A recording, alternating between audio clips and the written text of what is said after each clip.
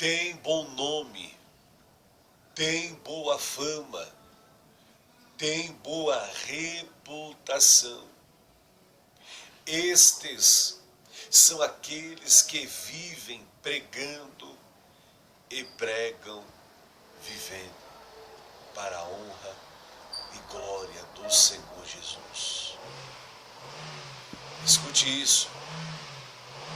As pessoas que estão em volta, muitas das vezes, vão ficar te observando para te pegar em uma falta, em uma falha.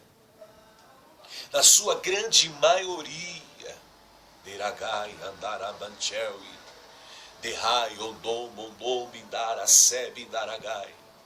Na sua grande maioria, quando Deus levanta alguém com unção, com graça, quando Deus levanta alguém para fazer a diferença, na sua grande maioria, sempre vai ter grupos para contestar, para bater de frente, para disputar. Mas você que está na fé legítima, você que está na fé genuína, tem que olhar somente para Jesus e exercer aquilo que o Senhor te ordenara a exercer. Fomos chamados para uma ordem: ide pregar o Evangelho. Fomos chamados para a chamada do sofrimento por amor de Cristo e por amor do Evangelho. É o mais alto nível, é o mais alto privilégio sofrer por amor de Cristo e sofrer por amor à obra do Senhor. Então sempre vai ter uma nuvem de testemunha. Hebreus capítulo de número 12, versículo 1. Estamos cercados de uma tão grande nuvem de testemunha, ao qual o pecado e a concupiscência nos rodeia de perto. Mas corramos com paciência para a carreira que nos foi proposta. O versículo 2 é dizer: olhando para o autor e consumador da vossa fé, que pelo gozo que lhe estava proposto, suportou a cruz do Calvário e desprezou todas as afrontas. Porque a afronta vem. Pessoas que se levantam para passar em rosto meio o teu passado. Por causa da verdade. Por causa de pregar a verdade, viver a verdade. Por causa da chamada, do profetismo. Então, o diabo, ele é covarde. O inimigo, ele é covarde. Ele usa quem der brecha, ele vai usar. Se eu der brecha, ele vai me usar. Se eu vacilar, der brecha, ele toma a minha vida. E eu deixo de ser instrumentalidade de Deus. Mesmo profetizando, mesmo pregando, mesmo conhecendo Bíblia, mesmo falando em línguas, mesmo falando em mistério. Se eu der lugar para a carne, eu deixo de ser instrumentalidade de Deus para ser instrumentalidade do diabo. Eu posso ter 50, 100 anos de ministério.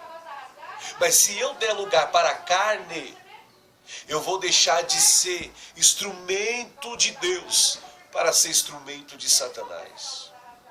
Pedro andava com Jesus, lado a lado. E certa feita Jesus, ele fala o quanto ele iria de padecer na subida a Jerusalém, nas mãos dos sacerdotes, nas mãos dos príncipes, na mão dos escribas. E Pedro bate de frente com Jesus referente a esta anunciação de Jesus. E Jesus disse: para trás de mim, Satanás. Jesus não repreendeu Pedro, ele repreendeu as atitudes de Pedro que estavam sendo inspiradas por Satanás. Ele repreendeu Satanás que estava usando Pedro. As pessoas confundem. As pessoas confundem quando repreendemos alguém. quando falamos da má atitude de alguém, quando falamos das más ações de alguém, não estamos repreendendo a pessoa em si, mas estamos repreendendo o adversário das nossas almas que está tomando tais pessoas para agir de tais maneiras diabólicas, de tais maneiras maquiavélicas. Jesus repreendeu Pedro. Melhor dizendo, Jesus repreendeu Satanás, que estava usando Pedro. Então a nossa luta não é contra a carne nem contra o sangue, mas sim contra os principados, as potestades e as hostes espirituais da maldade. E a Bíblia nos ensina, como Jesus pregou, como João Batista pregou, como os profetas da antiguidade pregaram, condenando as atitudes errôneas, condenando as ações errôneas, mas convidando o pecador para o arrependimento, convidando as almas para se arrependerem e se voltarem para Deus. Louvado seja o santo nome do Senhor. Esses são aqueles que vivem pregando e pregam vivendo. Tem bom nome, tem boa fama, tem boa reputação. O que disseram dos heróis da fé? Exemplos positivos encontramos na Bíblia. Davi, ele tinha o testemunho dos amigos. 1 Samuel capítulo 16, versículo 18. Samuel, ele tinha testemunho do povo. 1 Samuel capítulo 12, do versículo 2 ao versículo de número 5. Eliseu, ele tinha testemunho de uma mulher, 2 Reis capítulo 4, versículo de número 9. Daniel, ele tinha testemunho de uma rainha, Daniel capítulo 5, versículo de número 11. Ei, um marido, ele tinha testemunho da sua esposa, 2 Reis capítulo 4, versículo de número 1. José, ele tinha testemunho do patrão, Gênesis capítulo 39, versículo 3, e Gênesis capítulo 41 e o versículo de número 38. Timóteo, ele tinha testemunho do seu líder, Filipenses capítulo de número 2, versículo de número 19 ao versículo de número 23. Jó, ele tinha testemunho do anjo. Louvado seja o santo nome do Senhor. Melhor dizendo, Jó, ele tinha testemunho de Deus.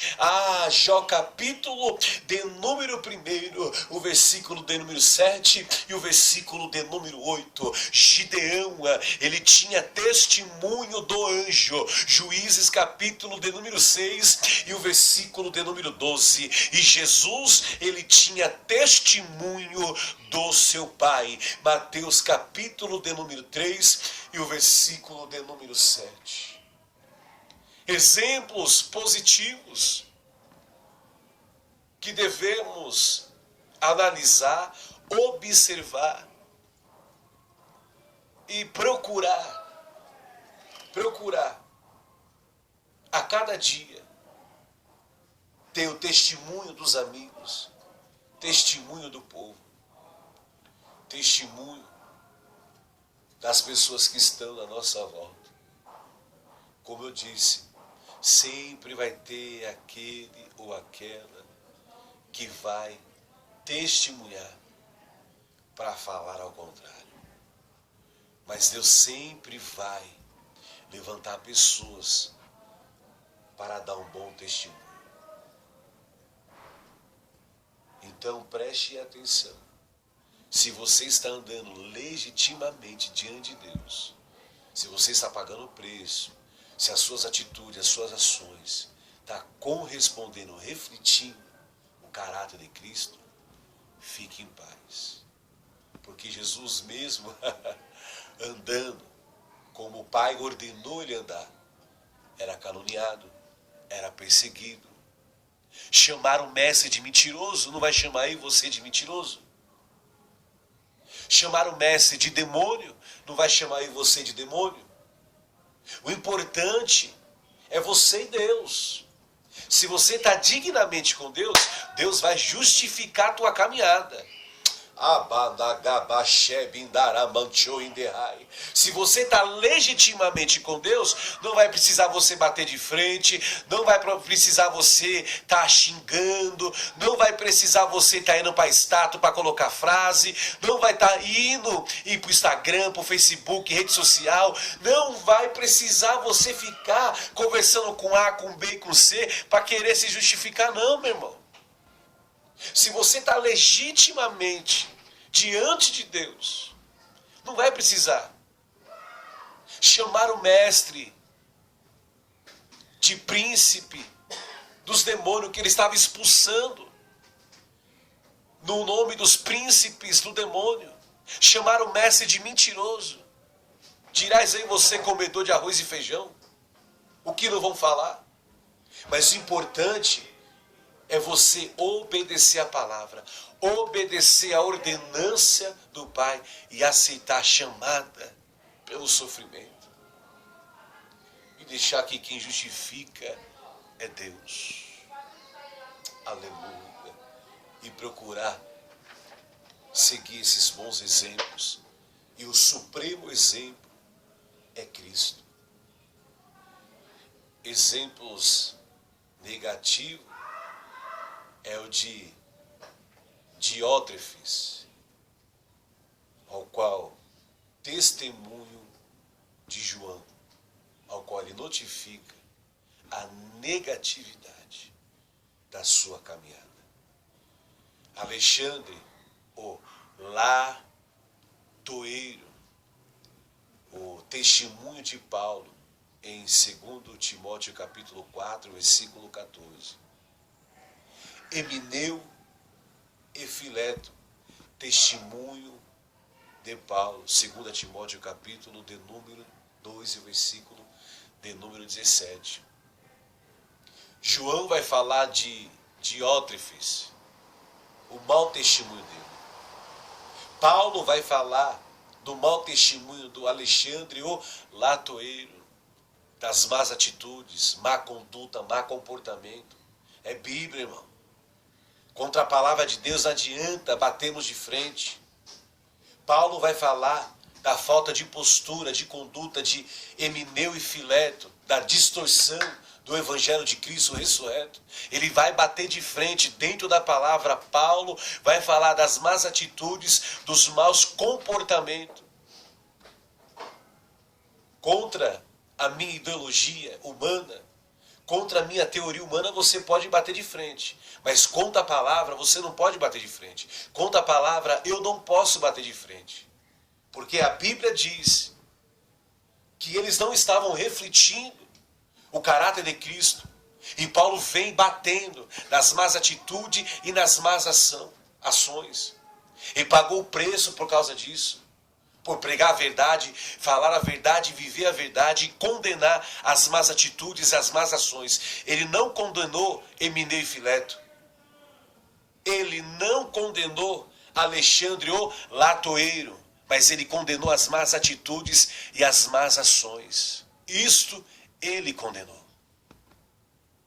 E nós, como homem de Deus, e você como mulher de Deus, também tem que deixar Deus te usar para fazer a vontade dele, o querer dele, para que o nome do Senhor venha a ser glorificado. E se eu e você tivermos com más ações, más atitudes, más comportamento e mau posicionamento, Deus vai levantar pessoas para nos orientar, para nos instruir dentro da palavra, e temos que ter humildade de pedir perdão para Deus e humildade de reconhecer quem de fato estamos sendo na presença de Deus, diante da sociedade, diante da família e diante do povo de Deus.